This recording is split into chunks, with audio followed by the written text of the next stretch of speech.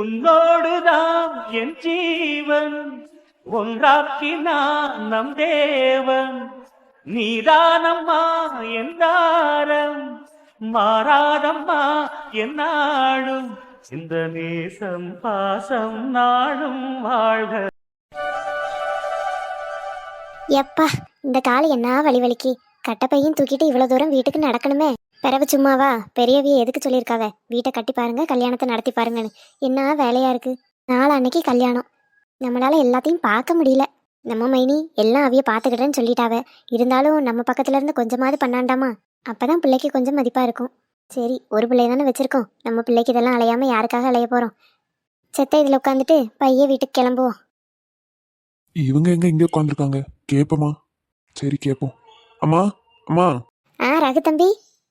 இல்லம்மா, இந்த வழியா வண்டியில போனேன், இங்க உட்காந்துட்டு இருந்திய, அதான் என்னன்னு கேட்கலான்னு கூப்பிட்டேன்.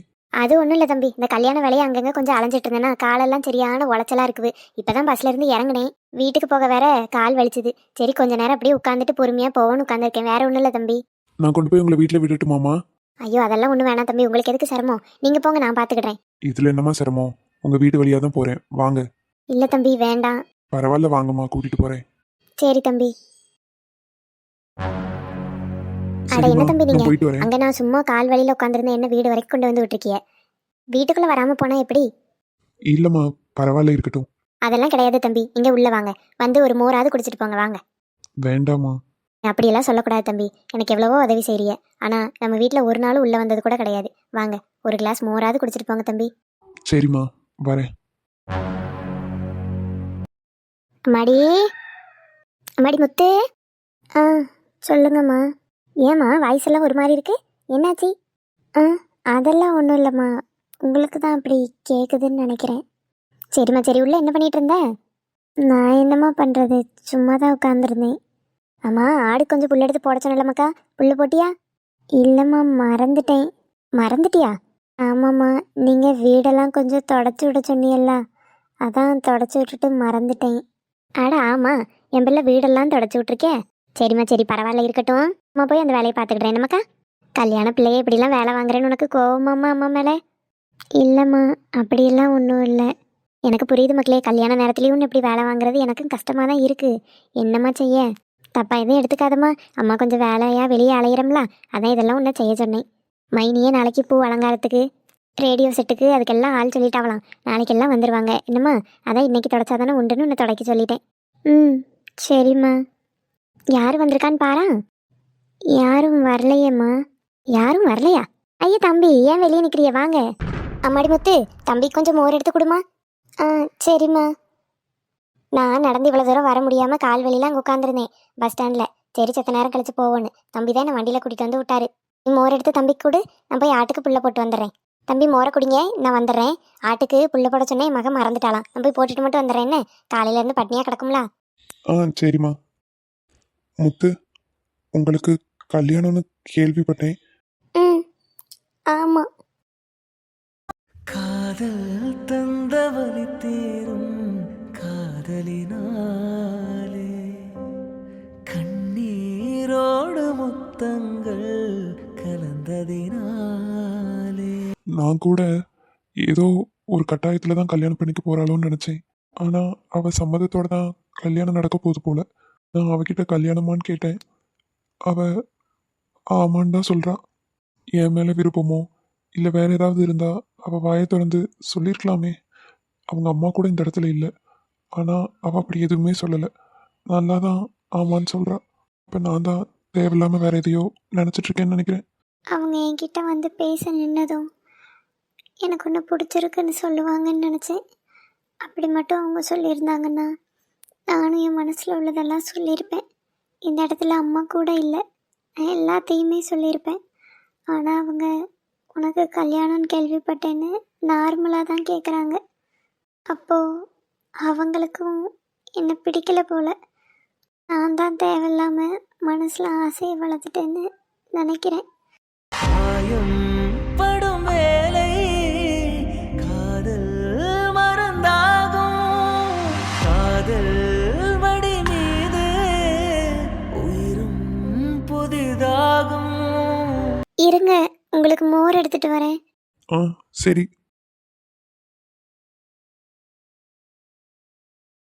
ஏமா அழுகுற? ஆ அதெல்லாம் ஒன்றும் இல்லை, கண்ணில் தூசி பட்டுருச்சு. நீங்கள் ஏன் அழுகுறீங்க? என் கண்ணிலையும் தூசி பட்டுருச்சு. மோர் நல்லா இருந்துச்சு. நான் வரேன். ம் சரி.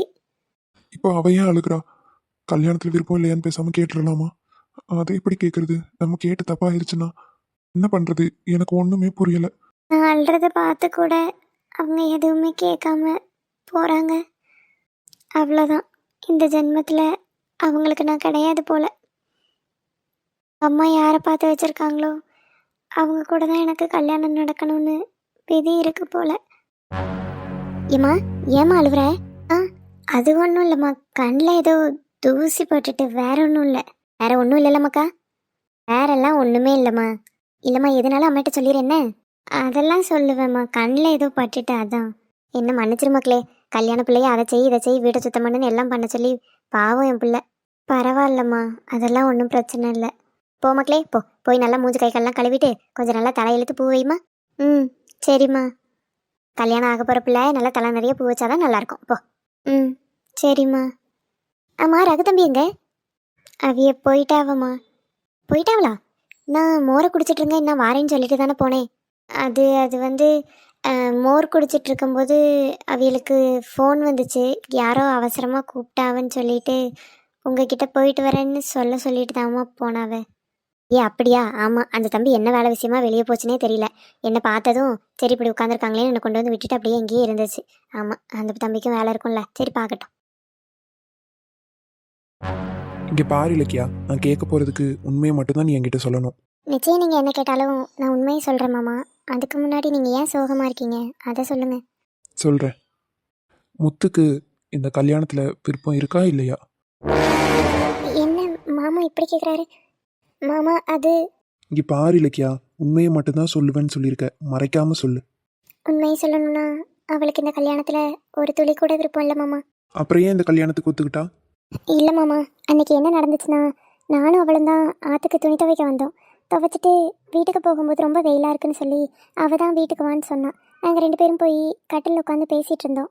அவங்க அம்மாவா ரொம்ப சிரிச்சிட்டு வந்து நின்றுட்டு இருந்தாங்க. என்னம்மா இவ்வளோ சந்தோஷமாக இருக்கீங்கன்னு இவ கேட்ட உடனே, முத்து நான் உனக்கு என்ன பண்ணாலும் உன் வாழ்க்கைக்கு நல்லதாக தான் பண்ணுவேன்னு உனக்கு தெரியும்ல. அம்மா உன் வாழ்க்கைக்காக ஒரு முடிவு எடுத்திருக்கேன், உனக்கு ஒரு மாப்பிள்ளை பார்த்துருக்கேன் அப்படின்னு சொன்னாங்க.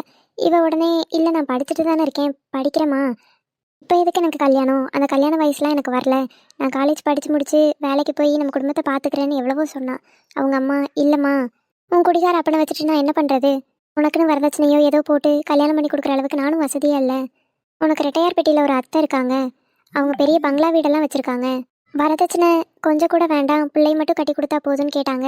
நானும் சரின்னு சொல்லிட்டேன் அப்படின்னு சொல்லிட்டாங்க. சொல்லிவிட்டு ரொம்ப சந்தோஷமாக இருக்குது, நான் கோயிலுக்கு போயிட்டு வரேன்னு கிளம்பிட்டாங்க. அப்போ தான் இவ, ஐயோ இந்த விஷயத்தை யார்கிட்டையும் சொல்லக்கூடாதுன்னு சொன்னாலே, நல்ல வேலை வாய் தவறி சொல்லியிருப்பேன். சொல்லு. அப்பதான் அவ ஒன்றும் இல்லை மாமா. இலக்கியா சொல்லுன்னு சொன்னேன். இல்லை மாமா, அப்போ தான் அவன் என்கிட்ட சொன்னான் அவளுக்கு ரகுவண்ணாவை பிடிச்சிருக்குன்னு. என்ன சொல்ற? உண்மையாவா? ம் ஆமாம், நான் கூட அவளை பலமுறை கிண்டல் பண்ணுவேன். அந்த அண்ணா இவ பின்னாடி சுற்றுறாங்கன்னு எனக்கும் தெரியும். ஆனால் இவளுக்கு பிடிக்குமான்னு தான் தெரியாது. நான் விளையாட்டுக்கு எத்தனையோ நாள் கிண்டல் பண்ணியிருக்கேன். இவளுக்கு எப்போ பிடிக்க ஆரம்பிச்சதுன்னு எனக்கு தெரியல. அவள் டக்குன்னு எனக்கு ரகுவை தான் பிடிச்சிருக்குன்னு அழுதுட்டா என்கிட்ட. அப்போ உங்கள் அம்மா கிட்ட பேசலாம், கல்யாணம் வேண்டாம்னு எப்படியாவது புரிய வைக்கலான்னு சொன்னேன். எங்கள் அப்பாவை கல்யாணம் பண்ண நாளில் இருந்து அவங்க கஷ்டத்தை மட்டும்தான் பார்த்துருக்காங்க. அவங்க சிரிச்சேன்னு அவ்வளோவா பார்த்ததில்ல. அவங்க இப்போ இவ்வளோ சிரிக்கிறாங்க, நான் என்னென்னு போய் கல்யாணத்தை நிறுத்துறது? ரகுவும் நானும் 2 பேருமே விரும்பிட்டு இருந்தோன்னா நான் தைரியமாக போய் 2 பேரும் விரும்புகிறோம் கல்யாணம் வேண்டான்னு சொல்லலாம். நான் ஒருத்தி தான் இங்கே மனசில் ஆசையை வச்சுட்ருக்கேன். நான் விரும்புகிறேன்னு ரகுவுக்கு கூட தெரியாது. நான் இப்போ திடீர்னு போய் அவங்கக்கிட்ட உங்களை பிடிச்சிருக்கு, ஆனால் இன்னும் 2 நாள் கழிச்சு எனக்கு கல்யாணம்னு எப்படி சொல்கிறது? அது கேவலமாக இருக்காதா அப்படின்னு ரொம்ப அழுதா. நான் வேணா மாறன் மாமா கிட்ட சொல்லி பேச சொல்கிறேன்னு சொன்னேன். இல்லை அது தப்பாயிரும், கல்யாணத்தை வச்சுட்டு நம்ம இந்த விஷயத்தெல்லாம் சொல்லக்கூடாது. இந்த மாதிரி எந்த சூழ்நிலையும் இல்லாமல் நம்ம பொதுவாக நம்ம மனசில் இருக்க விருப்பத்தை சொல்லலாம், அது தப்பு இல்லை. இப்படி ஒரு சூழ்நிலையில் சொன்னால் என்ன நினைக்க மாட்டாங்க, எனக்கு அசிங்கமாக இருக்கும். தயவு செஞ்சு இதை நீ யார்கிட்டையும் சொல்லக்கூடாது அப்படின்னு என்கிட்ட சொல்லிட்டாமாம்மா. ஐயோ கடவுளே, மனசுல ஆசை இருந்தா வெளியே சொல்ல வேண்டியதானே, இப்ப என்ன பண்றது? ஏன் மாமா, ரகு அண்ணா இவளை லவ் பண்ணுறாங்களா என்ன? ஆமாம்மா, ரகு இப்ப இல்ல, பல வருஷமாவே அவ ஒருத்தியை தான் மனசுல நினைச்சிட்டு இருக்கான். அவ பின்னாடி தான் இத்தனை வருஷமா சுத்திக்கிட்டு இருந்தானே, அப்ப கூடவா தெரியல? அவைய பின்னாடி சுற்றுறதெல்லாம் தெரியும், ஆனால் ஒரு நாளும் வந்து பிடிச்சிருக்குன்னு சொன்னதில்லல்ல. அதுதான் இங்கே 2 பேர் பண்ண பெரிய தப்பும். எங்கே நம்ம போய் லவ்வை சொல்லி அவள் பிடிக்கலன்னு சொல்லிடுவாளோங்கிற பயத்திலேயே அவன் இவகிட்ட எதுவுமே சொல்லாமல் விட்டுட்டான். இன்னும் கொஞ்ச நாளில் எப்படியாவது நான் சொல்லிடுவேன்னு என்கிட்ட சொல்லிட்டு இருந்தான். அதுக்குள்ளே இப்படி அவளுக்கு கல்யாணம். இப்போ அவனால் அவகிட்டையும் அதை சொல்ல முடியல, அவங்க வீட்டில் சொல்லி நிறுத்தவும் முடியல. அவன் என்ன பண்ணுறதுன்னு தெரியாமல் ரொம்ப புலம்புறான். இத்தனை வருஷத்துல என் ஃப்ரெண்டை நான் அவ்வளோ கஷ்டப்பட்டு பார்த்ததே இல்லை. அழுதுகிட்டே இருக்கான். என்னால் அவனை சமாதானப்படுத்தவே முடியல. ஐயோ, இப்போ என்ன மாமா பண்ணுறது? இவளுக்கும் அந்த அண்ணனை தான் பிடிச்சிருக்கு, அந்த அண்ணனுக்கும் இவ்வளோ தான் பிடிச்சிருக்கு. ஆனால் 2 பேர்த்தையும் விதி இப்படி பிரித்து வச்சிருக்கு. 2 நாளில் கல்யாணத்தை வச்சுட்டு அவள் என்ன பண்ணுவா? ஐயோ, எனக்கு கஷ்டமாக இருக்கு மாமா. என் ஃப்ரெண்டுக்கு கல்யாணம்னு என்னால் சந்தோஷமாக சிரிச்சு கூட இருக்க முடியல. அவளுக்கே அந்த கல்யாணத்தில் விருப்பம் இல்லாதப்போ எனக்கு எப்படி இருக்கும்? எப்படியாவது என் ஃப்ரெண்டு ஆசைப்பட்ட வாழ்க்கை கிடைச்சா சந்தோஷமாக இருக்கும். நீ ஆசைப்படுற மாதிரி தான் இலக்கியா நானும் என் ஃப்ரெண்டுக்கு நல்லது நடக்கணும்னு ஆசைப்படுறேன். அந்த மாப்பிள்ளை பையன் எந்த ஊருன்னு சொன்ன? ரெட்டையார்பட்டி. நீயும் அவளும் தான் சின்ன வயசுல இருந்து ஃப்ரெண்ட்ஸ் ஆச்சே. அவங்க சொந்தக்கார பையன் வேற சொல்ற. அப்போ நீ அந்த பையனை பார்த்துருக்கியா? இல்லை மாமா, இவ சின்ன வயசில் இருக்கும்போதே அவங்க சென்னைக்கு மாறி போயிட்டாங்களாம். அங்கேயே செட்டிலும் ஆயிட்டாங்களாம். நம்ம ஊர் பக்கமோ இல்லை அவங்க ஊர் பக்கமோ அவங்க வர்றதே இல்லையா. சென்னையிலேயே தான் இருந்தாங்களாம். திடீர்னு ஒரு 2 நாளைக்கு முன்னாடி தான் அவங்க ஊர்ல இருந்தே வந்திருக்காங்க. 2 நாளைக்கு முன்னாடி இவங்க அப்பாக்கிட்டேயும் அம்மாக்கிட்டேயும் வந்து உட்காந்து பேசிட்டு போயிருந்திருக்காங்க. அப்போ அவள் எங்கள் வீட்டில் தான் இருந்தா. இங்கேருந்து அவங்க வீட்டுக்கு போகும்போது அவங்க காரில் ஏற போயிருந்திருப்பாங்க போல். அப்போ தான் அவங்க அம்மா இது உனக்கு ஒரு அத்தை முறை வரும் அப்படின்னு சொல்லி அறிமுகப்படுத்தியிருக்காங்க. இவன் நல்லா இருக்கீங்களான்னு கேட்டிருக்கா. நல்லா இருக்கேன்னு சொல்லிட்டு அவங்க ஒரு 5 நிமிஷம் பேசிட்டு கிளம்பியிருக்காங்க. ஆனால் அந்த பையனை இவளோ இவங்க அப்பாவோ அம்மாவோ யாருமே இன்னும் நேரில் பார்க்கல. அவங்க பொண்ணு கேட்டதை வச்சு தான் இவங்க சரின்னு சொல்லிட்டாங்க. அது எப்படிம்மா அவங்க பிள்ளைய கட்டிக்க போறான்? அந்த பையனை கூட எப்படின்னு பார்க்காம இவங்க எப்படி சரின்னு சொன்னாங்க? அதான் அவங்களுக்கு சொந்தக்கார குடும்பம் வேற. பிறகு அவங்க வசதியாகவும் இருக்காங்க. அதனால் முத்து அங்கே போனால் இத்தனை நாள் அவள் பட்ட கஷ்டத்துக்கு இனிமேல் போகிற வீட்லேயும் கஷ்டம் இல்லாமல் நல்லா வாழ்வான்னு அவங்க அம்மா நினைக்கிறாங்க. அந்த பையனோட அம்மா ஏதோ ரொம்ப நல்லவங்களாம். அவங்க வளர்த்த பையன் நல்லா தான் இருப்பான்னு இவங்க நம்புகிறாங்க. அப்படிலாம் யாரையும் இந்த காலத்தில் நினைக்க முடியாது. ஒவ்வொருத்தரோட குணமும் ஒவ்வொரு மாதிரி. அது தீர விசாரிச்சு என்ன ஏதுன்னு பார்த்து தானே பிள்ளைய கட்டி கொடுக்கணும். என்ன இவங்க இப்படி பண்ணுறாங்க? எனக்கு சந்தேகமாக இருக்கு இலக்கியா. என்ன சந்தேகமாம்மா? இல்லை, இத்தனை வருஷம் அவங்க சென்னையிலேயே தான் இருந்தாங்கன்னு சொல்கிற. அவங்க சொந்த ஊருக்கு வரட்டும், தப்பில்லை. வந்து கொஞ்ச நாள் இங்கேயே இருந்து அவங்க பையனுக்கு பொண்ணெல்லாம் பார்த்து சரி எதுவும் செட் ஆகலைன்னு இங்கே வந்தால் பரவாயில்ல. வந்த 2வது நாளே பொண்ணு கேட்டிருக்காங்க. அது கூட பரவாயில்ல. அவங்க பெரிய பணக்காரங்க அப்படின்னு சொல்கிற. அவங்க அவங்க வசதிக்கு ஈக்குவலாக ஒருத்தவங்களை தேடாம ஏன் இவங்க வீட்டை தேர்ந்தெடுக்கணும்? இதில் என்னமோ மறைஞ்சிருக்கு. என்ன உண்மைன்னு நான் கண்டுபிடிக்கிறேன். நான் ரெட்டையார்பட்டிக்கு போய் யார்கிட்டயாவது அதை பற்றி என்ன ஏதுன்னு விசாரித்து ஏதாவது கண்டுபிடிக்க முடியுமான்னு ட்ரை பண்ணுறேன். அப்படி மட்டும் ஏதாவது பண்ணி முத்து கல்யாணம் நின்றுச்சுன்னா முதல்ல சந்தோஷப்படுறது நான் தான் மாமா. இப்போ நடக்க இருக்க கல்யாணத்தை நம்மளால் நிறுத்த முடிஞ்சால் கூட பரவாயில்ல. பிறகு பொறுமையாக முத்துவும் ரகு அண்ணாவும் பேசி கூட அவங்க விருப்பத்தை வீட்டில் சொல்லலாம். ஆனால் நீங்கள் சொல்கிறதெல்லாம் வச்சு பார்த்தா எனக்கும் ஏதோ கொஞ்சம் தப்பாக இருக்க மாதிரி தான் இருக்குது. தயவு செஞ்சு அது என்னென்னு கண்டுபிடிங்க மாமா. சரி, ஆனால் ஒன்று, நான் ரகு கிட்ட போய் முத்துவும் உன்னதான் விரும்புகிறாங்கிற விஷயத்த சொல்ல மாட்டேன். அதே மாதிரி நீயும் முத்துக்கிட்ட போய் ரகுக்கு உன்னதான் பிடிச்சிருக்கான், உன்னதான் விரும்புகிறாங்கன்னு நீ சொல்லக்கூடாது. ஏன் மாமா அப்படி சொல்கிறீங்க? சொல்லலாம்ல. வேண்டாம். முத்து ஏற்கனவே கல்யாணத்தில் விருப்பம் இல்லாமல் அழுதுட்டு கஷ்டப்பட்டுட்டு இருக்கா. இந்த உண்மையும் தெரிஞ்சதுன்னா நம்மளை ஒருத்தர் விரும்பியும் அவர் கூட நம்மளால் சேர முடியலையேன்னு இன்னும் மனசு வேதனைப்படும். அந்த வேதனையில் அவள் வேற ஏதாவது பண்ணிக்க கூட வாய்ப்பு இருக்குது. நீ அவள் கூட அவளுக்கு ஆறுதலாக இரு. அதே மாதிரி ரகுவும் அவளுக்கு கல்யாணம் ஆக போதே நம்ம முன்னாடியே நம்ம லவ் சொல்லியிருக்கலாமேன்னு அழுதுகிட்டு இருக்கான்.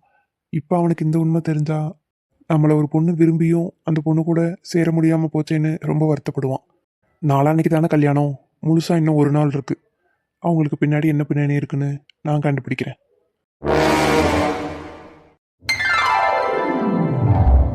அர்ஜுன், ஒரு காஃபி குடிச்சிட்டு வரலாமா? குடிக்கலாமே. இந்த ஸ்ட்ரீட் ஃபுல்லாகவே காஃபி ஷாப் தான். உனக்கு எது ஓகேன்னு சொல்லு, நம்ம அங்கேயே போகலாம். எனக்கு எதுனாலும் ஓகே, நீ பார்த்து சொல்லு. எங்கே போகலாம்? ஐயோ ஐயோ, என் பேக்கை திருடிட்டு ஓடுறான். ப்ளீஸ் யாராவது ஹெல்ப் பண்ணுங்களேன். Please help me. அச்சச்சோ, அந்த பொண்ணோட பேக் ஒருத்தன் திருடிட்டு ஓடுறான். நம்ம எப்படியும் போய் காப்பாற்றி ஆகணும். அர்ஜுன், உன்னோட ஹீரோயிசத்தை காட்ட வேண்டிய நேரம் வந்துருச்சு. ஆதிரா வேற இருக்கா. எப்படியாவது அந்த திருடனை பிடிச்சி இவளை இம்ப்ரெஸ் பண்ணியே ஆகணும். ஆதிரா, இங்கேயே வெயிட் பண்ணு. நான் போய் அந்த பொண்ணுக்கு ஹெல்ப் பண்ணிட்டு வரேன். ஓகேவா ஆதிரா? அட, என்ன இது? இங்க நின்றுட்டு இருந்தவளை காணோம். ஆ, இவ என்ன திருடனை மின்னல் வேகத்துல துரத்திட்டு போறா? மேடம், இந்தாங்க மேடம் உங்கள் ஹேண்ட்பேக்கு. ராஸ்கல், என்ன தைரியம் இருந்தால் என் ஹேண்ட்பேக்கை திருடிட்டு போவேன். அதான் அவங்கள விட்டு நல்லா அடிக்க வச்சிட்டிங்களே மேடம். உடம்பு வலி தாங்க முடியல மேடம். நான் இனி யாருக்கிட்டேயுமே திருட மாட்டேன் மேடம். என்னை இந்த ஒரு தடவை மன்னிச்சு விட்டுருங்க மேடம். என்னை விட்டுருங்க மேடம், ப்ளீஸ் மேடம். சரிப்பா, இனி யார்கிட்டயும் இப்படி திருடாத என்ன, போயிட்டு வா. Thank you madam, thank you madam. இனி நான் யாருக்கிட்டேயுமே திருட மாட்டேன் மேடம். அப்படி திருடணும்னு எண்ணம் வந்தாலே அந்த மேடம் என்னை அடிச்சது தான் ஞாபகம் வரும். அப்பாடி. நான் மாஸ்க் காட்டலான்னு நினைச்சேன், அவ மாஸ்க் காட்டிட்டாலே. எக்ஸ்கியூஸ் மீ, உங்கள் பேக் கிடச்சிருச்சா? கிடச்சிருச்சுங்க, ரொம்ப தேங்க்ஸ். நீங்கள் மட்டும் எனக்கு சரியான நேரத்தில் ஹெல்ப் பண்ணனா என் பேக் இப்போ எனக்கு கிடச்சிருக்கவே கிடச்சிருக்காது. Thank you so much. நீங்கள் எனக்காக அவனை துரத்தி பிடிச்சி அடிச்சதுனால தான் அவன் பேக்கை கொண்டு வந்து கொடுத்துட்டான். ஐயோ பரவாயில்லைங்க. Sir, excuse me sir. சொல்லுங்க. நீங்கள் இவங்களுக்கு யார்? நான் அவங்களோட ஹஸ்பண்ட். இப்படி ஒரு போல்டான ஒய்ஃப் கிடைக்க நீங்கள் ரொம்பவே கொடுத்து வச்சிருக்கணும். You are so lucky sir. தேங்க்யூங்க. Okay ma'am, glad to meet you. எனக்கு டைம் ஆச்சு, நான் கிளம்புறேன். பாய் பாய். அர்ஜுன், எப்படி சூப்பரா? என்னம்மா நீ கொஞ்சம் கூட யோசிக்கவே இல்லை, அவனை அப்படி துரத்திட்டு போற? ஆமாம், கண்ணு முன்னாடி இப்படி நடக்கும்போது பார்த்துட்டு சும்மாவா இருக்க சொல்கிறேன்? சூப்பரா அதிரா, அவனை துரத்தி துரத்தி பின்னி எடுத்தியே. உனக்கு ஃபைட்லாம் பண்ண தெரியுமா? ஹலோ, என்னை பற்றி என்ன நினச்சிட்டேன்? ஸ்கூல் காலேஜ் டைமில் நான் போகாத காம்படிஷனே இல்லை. நான் போகிற எல்லா காம்படிஷன்லேயும் வின் பண்ணிடுவேன். கராத்தேல நான் பிளாக் பெல்ட். ஓ, ரொம்ப சூப்பர்மா. Thank you thank you. இவகிட்ட கொஞ்சம் பார்த்து பத்திரமா தான் இருக்கணும் போல. நல்ல வேலை, இப்பவே தெரிஞ்சது. நான் ஏதாவது அவளை கோவப்படுத்தியிருந்தேன்னா நம்மளையும் தூக்கி பந்தாடி இருப்பா.